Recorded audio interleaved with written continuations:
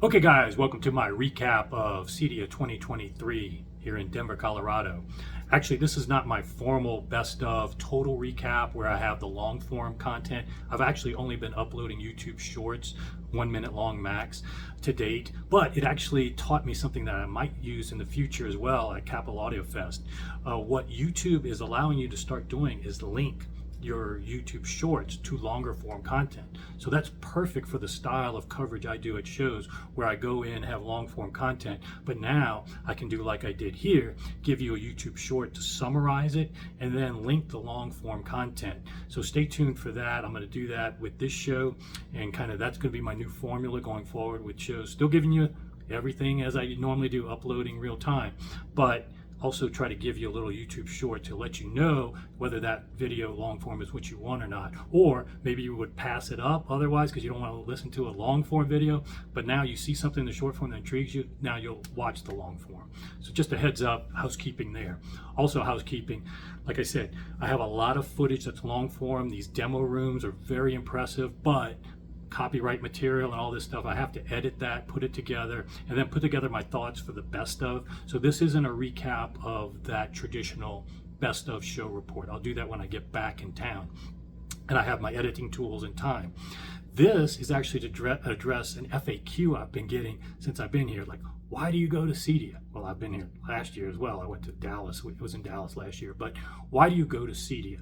And actually, it's a good question, but it's an even better answer, because the macro takeaway here is the industry has got a lot of charade in the press. I think actually if you're not here in your audiophile press, that's a problem versus being here.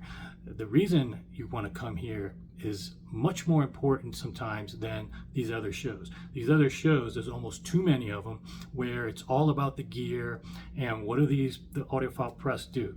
Usually you get a report 2 months later, if even that quick, in their magazine. It talks about model numbers, price, and maybe one sentence of audiophile jargon, how it sounds.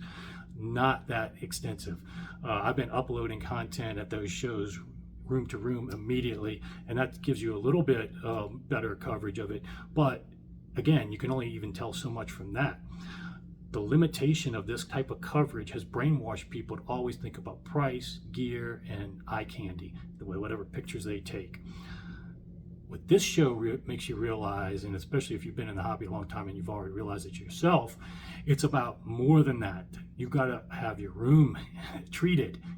What show has more room treatment vendors than this show? None. CEDIA has tons of them, and I spoke to tons of them, even uploaded some YouTube shorts. And this is an area where that's a weakness even with the brick and mortar stores that even carry, some of them don't even carry room treatments, and if they do, it's probably their weak spot in terms of their technical expertise, how to install them even, or knowing much about it. Here you get to speak to the actual manufacturer of the room treatment. You can look at the aesthetic, the cost, design, whether you need diffusion or absorption. And like I said, the aesthetics are great. Some stuff I saw here I've never seen before. Also, on top of why you want to come to this show, business to business, real quick aside, you get to learn the margins. So me as a consumer, and I didn't wear my hat, crushed velvet shirt though. Lots of people like to touch you when you're wearing crushed velvet. But anyway, I'm just saying, I was like a fly on the wall at this show. Nobody knew who I was for the most part. But one guy I was wearing a gorilla shirt. He had a gorilla's tattoo. He came up to me. But anyway, you get to be a fly on the wall, and most people think you're a dealer. They'll tell you the margins. So get in the membership group if you want to learn some of that. You want to know about some of these big names that I've featured. It's pretty amazing to learn some of these margins. 70 points in some cases. What you're paying for is making that distributor and dealer rich. So again, one of the side benefits of going as a consumer to this. But press should also look at it from two other aspects. Even just the listening chairs. You're going to see so many room vendors there that have chairs for your room. and ones that don't have the high back, that reflective surface. So many people make that mistake sitting behind these highly reflective leather chairs, and you're never hearing the potential of your gear. So many reflections. It could be so much better. And I'm actually going to partner and buy from this one. We hit it off. This one company, Row One, they're actually giving back to the community. They're helping homeless people get off the streets. Well, helping them immediately with a sleeping bag / jacket combo with even storage for their goods, helping them immediately, but also getting them off the streets, training them, getting them jobs, putting them back in the workforce, which unfortunately our government and other type programs just throwing money and it's not doing much at all. So that was something that really rewarding to hear about in the hobby, and I'm definitely going to buy their chairs. Got to talk to them, see which one fits up in my small room up there, but I'm going to pivot to that as well, so stay tuned on that. But there's lots of other vendors too with great chairs that you could look at. And then on top of that advantage, the content. As you know, if you're a longtime subscriber, I'm a big fan of video content, whether it's YouTube, DVDs, or whatever. If you like sitting in front of, staring at a wall, listening to Keith Don't Go and Dominic Fields a Meal 20 times a day, okay, fine. I've done that too. I enjoy that partly. But you can see the difference night and day when you go to shows like this. At like Expona, a lot of the vendors complain to me like nobody ever reacts to what they're hearing. You know, they just sit stone-faced, or they don't even finish listening to an entire song. It's not even that. It's $100,000 worth of gear or more, and people don't even stay for one song. When you go to CEDIA, you go to these demos with the video as well, and the type of content that they select, nobody gets up. And number two, people actually applaud. You might even hear it in some of my videos.